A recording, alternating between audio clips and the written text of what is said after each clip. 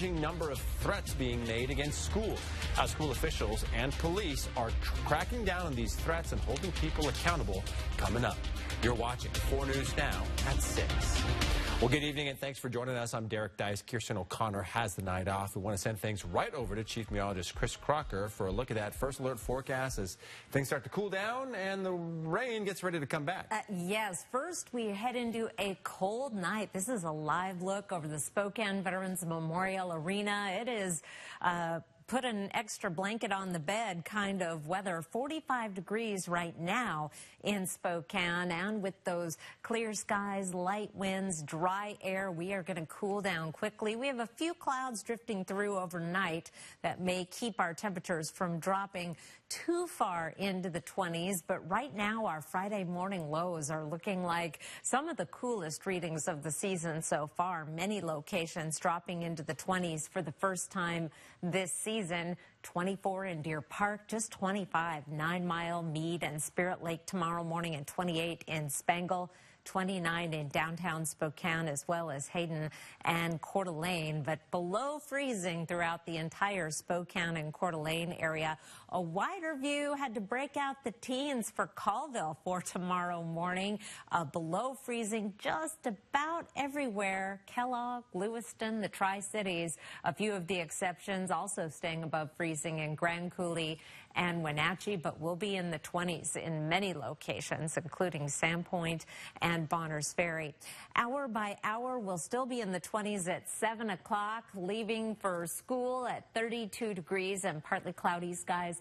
Winds generally light throughout the day tomorrow. We'll be in the 40s by 11 o'clock with those light winds in and out of the clouds, especially in the afternoon. You may find more clouds than sunshine, but after a couple of days with highs in the 40s, we're back up into the 50s. In fact, the mid-50s as we get into the afternoon. 4 o'clock, 56, 5 o'clock, 56 with mostly cloudy skies. It's going to get even warmer for Saturday, but we're also going to start bringing in that wet weather this weekend. I'll go over the timing with you in just a few minutes. Derek? Sounds good, Chris. Thank you. Well, this election, Spokane voters are deciding whether or not to raise the city's sales tax by 0.1% for community safety initiatives. The majority of the funding will go towards Spokane Police and Spokane Fire. Marissa Rio sat down with both the police chief and the fire chief and asked how exactly this funding would make our community safer. If passed, Proposition 1 would bring back our traffic safety unit and 7 neighborhood resource officers. We're allocating these resources through data-driven, science-informed strategies. Then we can impact crime at a much greater rate than simply sprinkling, officer dust around and saying, go forth and conquer. If it's focused and targeted to certain behaviors in certain locations that we know drive crime, then it's going to drive the crime numbers down. Councilmember Jonathan Bingle has argued that increasing police officers won't do much good if there's no room in the jail to place people who have been arrested. Chief Hall believes otherwise. Post-COVID, post-George Floyd world, we have to look for alternatives to how we address problems, both crime problems and social problems like substance misuse or substance use, homelessness, and behavioral health. Now, some of that money would also be going towards Spokane Fire. I just spoke with Spokane Fire Chief Julie Oberg, and she says a lot of that money would be used so that Spokane Fire can purchase new engines. As you can see right behind me here, engine number 16 is currently in the shop for technical issues. Now, this engine has been used on the front lines since 2009. In a perfect world, Chief Oberg says engine 16 wouldn't even be used as a backup anymore.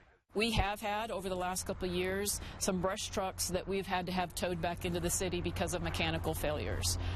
We've not had, in any recent history, an issue of a fire engine or fire truck failing on the way to a call, but those are not odds that I want to rely on just from a being lucky standpoint. That's why Chief Oberg says updated equipment is needed. In Spokane, Marissa Rio, 4 News Now. Well, a recent survey among registered voters living in Spokane highlighted what areas voters want to allocate funding. This was from The Pulse, a survey launched by Greater Spokane Incorporated. Funding was amongst several pressing topics in our region. Mary Sheridan is live from our Sky Deck, where she discussed the issue of public safety with people today. Mary? That's right, Derek. And public safety is an issue that's important to a lot of people and an area where people see a lot of room for improvement. I think Spokane has the potential to be a really great place where people could feel safe all the time.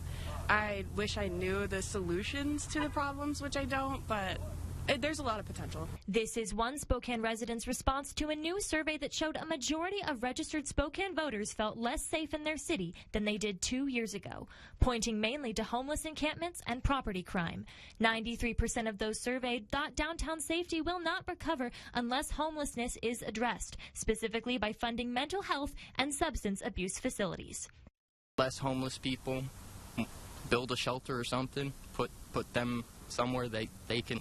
There's a homeless guy sleeping over there in the park right now. One man I spoke to today said he thinks Spokane is a safe place to live, despite how others may perceive it. There are homeless people downtown, and that might make people feel uncomfortable. But the crime rates are actually down. So I think it's more a matter of perception than reality. Feehan has lived in Spokane for over 50 years and did not respond to this new survey. This survey consisted of 600 registered voters, which in relation to the total number of registered voters in Spokane County represents 0.16%. And the results of this survey are gaining attention from city council members. City Councilman Jonathan Bingle responded in a statement today urging for more policies that support small businesses. And I spoke to one small business owner today who said he wasn't familiar with this survey, but said he would benefit from more support in the area. Now, the next installment of this data is going to be coming sometime in the spring of next year. Reporting on the Sky Deck in Spokane, Mary Sheridan, 4 News Now.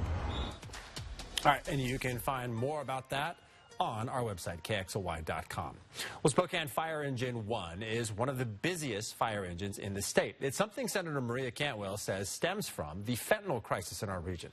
A typical fire engine responds to about 2,000 calls per year. This year, Spokane Fire Engine 1 is on pace to respond to 6,500 calls.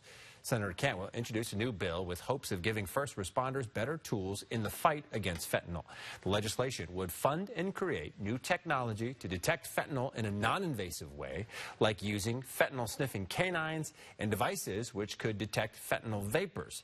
It's something that received bipartisan support from city leaders this afternoon. The city of Spokane cannot appropriately address this crisis on our own. We need these regional partnerships. It is not a complete solution, but it is a significant start in the right direction to us getting on top of this fentanyl education. And the hope is this would give law enforcement funding for these tools to crack down on fentanyl smuggling. They're also working to secure $3 million for the Spokane Regional Stabilization Center to expand services for people struggling with addiction. The bill is still in the early stages. A partially built home was burned down because of arson Sunday night, and the Coeur d'Alene Fire Department wants to find out who did it. So it's offering a $5,000 reward for any information that could lead to an arrest. Derek Strom spoke with the fire department and neighbors who saw the fire. Anytime you have crime that occurs this close to your home of that magnitude, of course it's going to be alarming.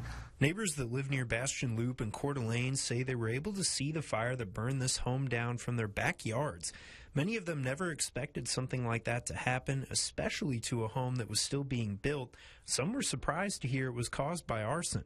I'm concerned for the elderly people that live in this area. I'm sure they're very alarmed.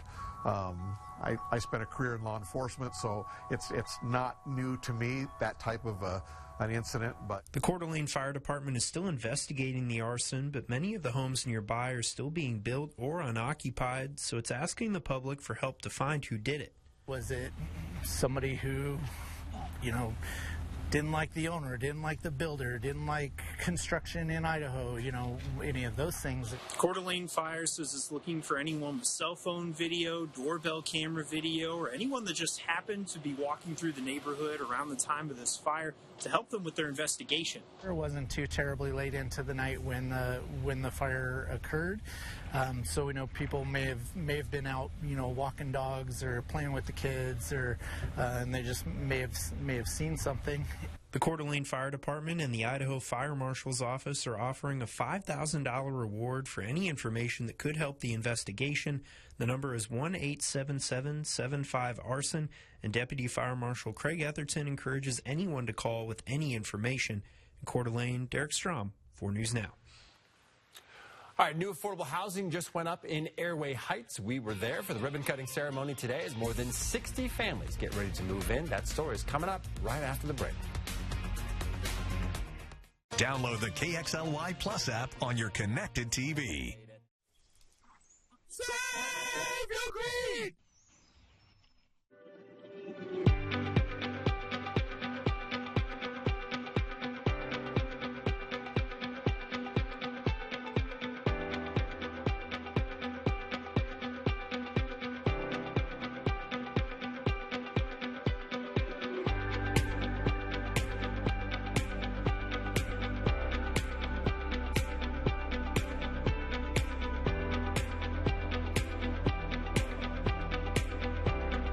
As a U.S. Navy veteran, I fought for our freedom and our right to vote. But today, independent voters can't vote in the elections I fought to protect. Over 275,000 Idahoans, including thousands of veterans, are blocked from voting in our primary elections, all because they were closed by party insiders and special interests. Proposition 1 respects veterans like me by opening Idaho's primaries, ensuring every Idaho taxpayer has the right to vote. That's what I fought for, and that's how it ought to be. Jorge has always put the ones he loves first. But when it comes to caring for his teeth, he's let his own maintenance take a back seat. Well, maybe it's time to shift gears on that. Aspen Dental has complete, affordable care, all under one roof. Plus $29 exams and x-rays for new patients without insurance. And 20% off treatment plans for everyone. Making it easier to get started with quality care. It's one more way Aspen Dental is in your corner. What's all this? You said it was a recovery day. I got my yoga mat, foam roller, electrolytes, and protein bars. The whole setup. Refrigerant recovery, Ben. We're recovering the refrigerant to fix the heat pump. Oh, right. I knew that. Want a protein bar?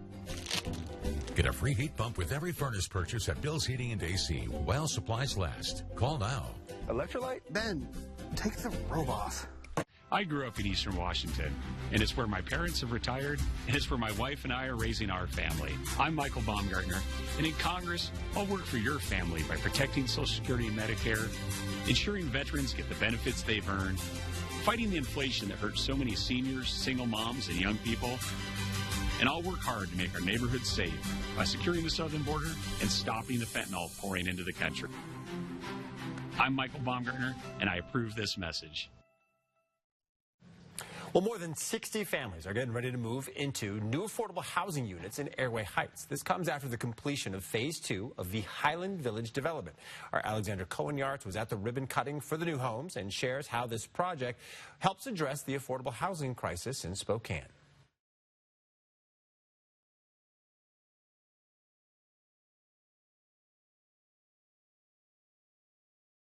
Live stream KXLY Plus on the 4 News Now app. 4 News Now is brought to you by Monster Jam at the Spokane Arena November 8th through the 10th. In celebration of Veterans Day, 4 News Now and BECU would like to honor those who served our country. Go to KXLY.com, submit a photo and a short write-up on a veteran or military member. 4 News Now, honoring our heroes. Brought to you by BECU. Greetings, Bill Nye here. Reading this is easy, right? Your brain is actually doing something called orthographic processing, recognizing letters and words. It's science. But take a look at Initiative 2117. It's written to confuse you. The mega millionaires behind it don't want you to know it will mean more air pollution, threaten clean water, and put our health at risk. You don't have to be a science guy to know that 2117 is a bad deal for Washington. Elegance, style, quality, custom made for your project. Agalite shower doors and bath enclosures by River City Glass are designed for a lifetime of use. Timeless beauty that speaks for itself with superior quality and exceptional value.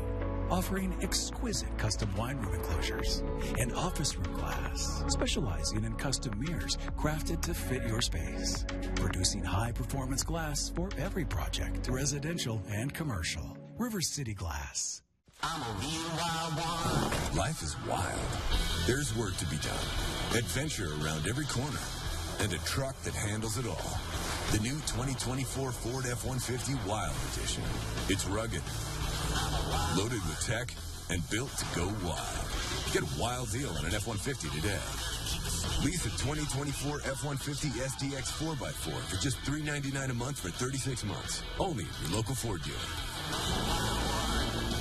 As County Sheriff, I know Al French is the only candidate who fully supports our local law enforcement. As a mayor of Medical Lake, I'm confident that Al French is the only candidate with a real plan for affordable housing and clean drinking water. As the mayor of Airway Heights, I trust that Al French is the only candidate that will keep taxes low and support small businesses. I trust Al to make our community safer. And good-paying jobs. And to keep Spokane County affordable. I'm Al French, and I'm running to get results for you. Well, we apologize for our technical difficulties. As we were telling you, more than 60 families are getting ready to move into new affordable housing units in Airway Heights. This comes after the completion of Phase 2 of the Highland Village development. Our Alexander Cohen-Yards was at the ribbon cutting for the new homes and shares how this project helps address the affordable housing crisis in Spokane. This is the site of Jen Jared walking into her new home. Definitely a dream come true for my family. Jared is a single mother of 3. Her family lives off just her income. This has made it so that she often has to choose between working or spending time with her kids. Now I can spend time with my family and still have a home, so super important for me. I can't wait to be able to move in. Highland Village comes from the efforts of multiple organizations. This initiative hopes to make rental and homeownership opportunities for individuals and families with lower incomes. Those who live there must qualify and meet income guidelines. We need workforce housing. We need people to be, they don't need to drive 3 counties away just to go to a job every day. We need to build this supply. And this is just such a great example of really great projects. Michael Gardner is one of the homeowners who moved into an apartment complex during Phase 1. He was in need of a home after getting injured and losing his job, while still having to pay for his newborn son's medical bills. Gardner is excited for how this initiative will help other families. It's amazing. They all get the option that I had to be able to build themselves up and bring themselves from the ground back up. The project brings different types of units. Down the road, there's 51 apartment homes that were built. And next to me, you can see the 16 single-family unit homes that were built as well. Those moving in tell me that they're ecstatic to move into this next stage of their life. Something that you guys are counting down to? Oh, yeah, definitely counting down. That's awesome. They probably have timers. They ask me every day. Luckily for Jared, that day is now only 2 weeks away. Other families will continue to move in through the winter months. In Airway Heights, Alexander Cohen-Yards, 4 News Now.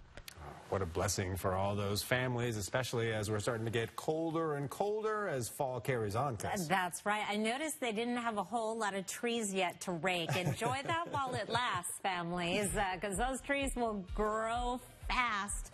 And likely many of you have some raking to do, and I'm going to explain when the best time to get that done will be. We are going to be dry on Friday and warmer. We've had a couple of days in the 40s. We're heading up into the 50s. Showers possible on Saturday, but the closer we get to Saturday, the less likely those showers look to me. Maybe a sprinkler or 2 in the morning, and then the rain will hold off until Sunday, and then we get into a cool and wet week next week. Here's our forecast radar, starting off at our current time with clear skies, temperatures dropping. We will see some clouds drifting through overnight. That will keep our temperatures from really plummeting. We're still heading down into the 20s in many locations. 8 o'clock Friday, a mix of sun and clouds, and we'll be in and out of the clouds throughout the day. Here's 6 o'clock Friday evening. Then Friday morning, we have this one little band of light precipitation coming through at 4 a.m. Once that moves off, we are mostly done with the rain. Might even see some sunshine on Friday or Saturday. Here's Saturday at 6 o'clock. But then we have more wet weather coming in on Sunday and a much better chance of rain, up to 90% chance of measurable rain in Spokane on Sunday. Still a good chance of rain Monday, and then that tapers off for a break on Tuesday before our next round of wet weather comes in on Wednesday. Meanwhile, even though we are going to see some wetter weather, it's going to come along with some warmer weather. 56 Friday, and we're up to 63 on Saturday. That's that southwesterly flow in advance of the approaching cold front. We're dropped back down into the lower 50s on Sunday, which is still a degree above average, and then we're down in the 40s through the rest of the 7-day forecast into, well, Halloween, 44. We've had much colder Halloweens. 44 is not so bad. Tomorrow, though, enjoy those 50s. 56 in Spokane and Coeur d'Alene. We'll be in the 60s in Lewiston and St. Mary's. 52 in Bonners Ferry and Sandpoint. Have to go over to Kalispell to find the 40s. Temperatures right now are in the 40s, and we've actually already dropped down to 36 in Deer Park. So it is going to be a cold start to the day tomorrow before we warm up into the mid-50s. 38 to start the day Saturday with that high of 63. And check back, we may even see this number drop. I'm really losing confidence that we're going to see any precipitation until possibly late Saturday night into Sunday. Monday, chance of rain, a little bit of a break Tuesday with more wet weather next week, and that is going to come along with some mountain snow. Halloween, right now a 50% chance of rain. Hopefully the timing on that will work out in trick-or-treaters' favor. Derek? All right, we sure hope so. Well, factory workers at Boeing have yet again voted no to a contract proposal. How much money the strike has caused the company and what's expected to happen next here on 4 News Now at 6. Live stream KXLY Plus on the 4 News Now app. I spent my career in law enforcement, the last years as police chief. When it comes to keeping Washington safe, I trust Bob Ferguson. Bob's top priority is public safety. His plan to hire more police officers is exactly what we need. He'll create a statewide response unit to tackle the fentanyl crisis. And he'll put the $1 billion he won from drug companies into treatment. To help us protect Washington, I trust Bob Ferguson. Bob Ferguson for governor. It's time for 4 News Now, Coats for Kids. Drop off new or gently used coats at any of our sponsored locations. We'll bring them to Alsco for professional cleaning, then get them out to local children in need. Donate Coats for Kids through October 31st. STCU is kicking off Coats for Kids with a fun competition. Ready, set, go! We'll donate as many coats as our brave volunteers can layer in 1 minute. Donate your coats at any STCU branch through the month of October. We have an important choice to make for Lance Commissioner. King County Councilman Dave Upthegrove presided over 30 million gallons of raw sewage dumped into the Sound.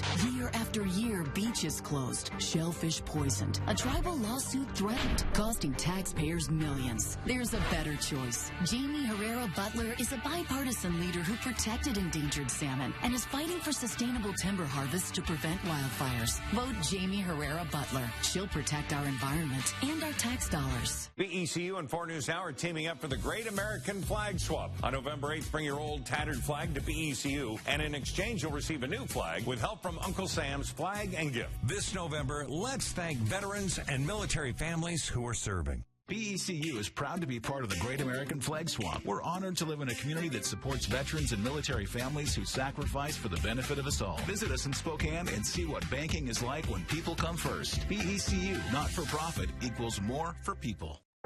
35 years ago, I started going to Planned Parenthood to help Washington women with pregnancy care, birth control, even cancer screening. But Dave Reichert tried to jeopardize that care. Reichert has voted repeatedly to defund Planned Parenthood. It's part of Reichert's years-long record, trying to ban abortion nationwide, including here in Washington. No politician should ever tell me that I don't have a right to make a decision regarding my body. Dave Reichert is wrong for governor. 4 News Now is brought to you by the Cal Superstore in Airway Heights.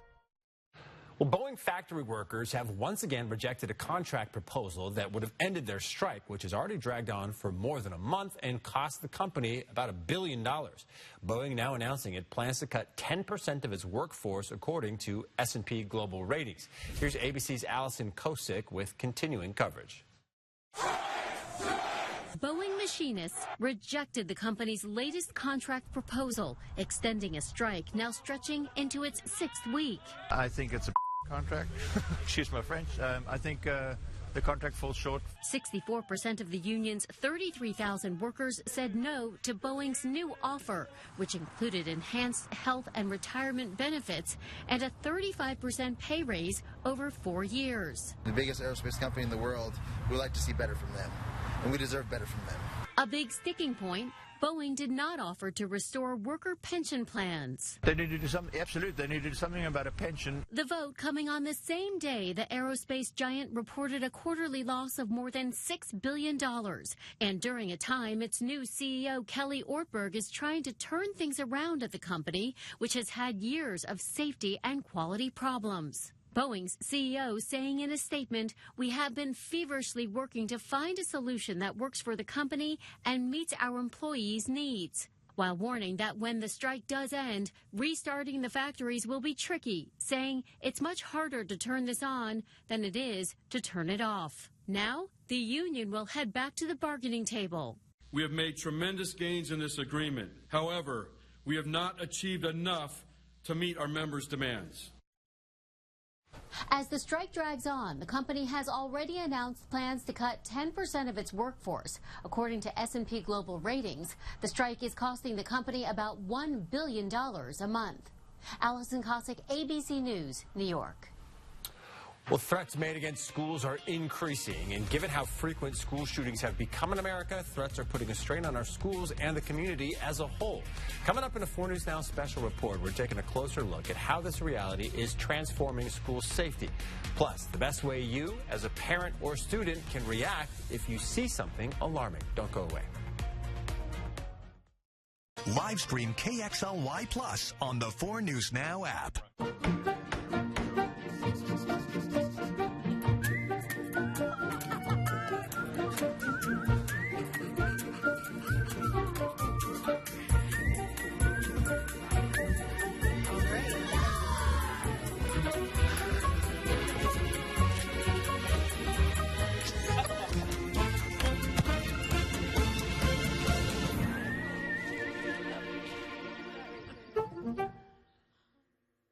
This holiday season, believe in the magic of the North Pole. As you set sail for a holiday adventure like no other, marvel over the stunning light display along the magical journey to meet Santa. Experience the magic that only happens on Lake Coeur d'Alene. Even the Grinch can't resist the holiday cheer. Book during Santa's Sneak Peek Week and enjoy 25% off tickets from November 15th to November 27th and discover the magic of the holiday season. Initiative 2124. It's purposely misleading. So here's what you need to know.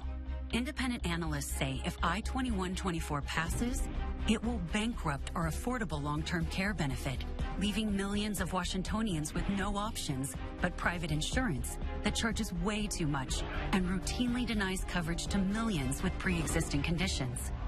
Don't let it happen. Protect your long-term care benefits. Vote no on I-2124.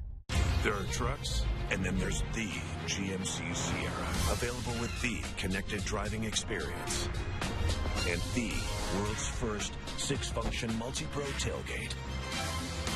GMC Sierra. It's the truck.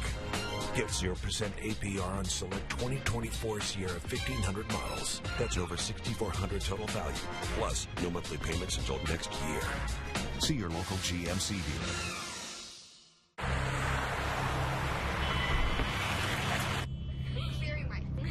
You wouldn't do that.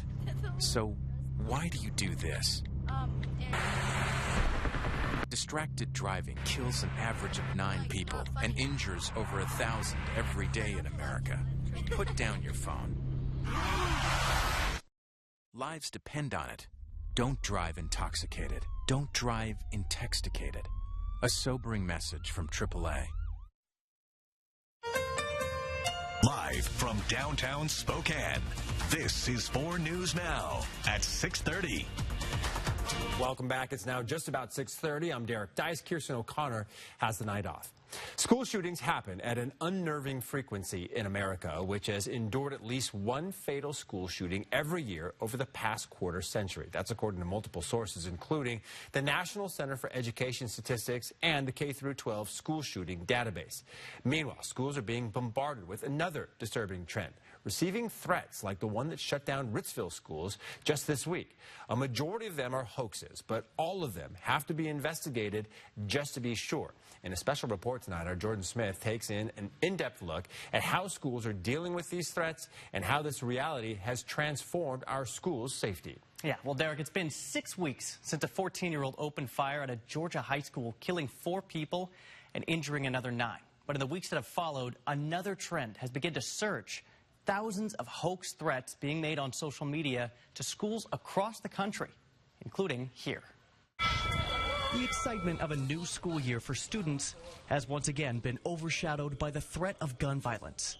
In the last 2 weeks, police arrested a 12-year-old for bringing a loaded gun to Shaw Middle School, and 7 days later, a 14-year-old was arrested for making threats against a teacher and a student at Lind Ritzville High School, mentioning the use of a large caliber rifle and a bomb. You can't really put it in words, though, the things they have to deal with. Aaron Wood serves as North Central's head football coach and the campus safety specialist. Morning, Wendy. He's a liaison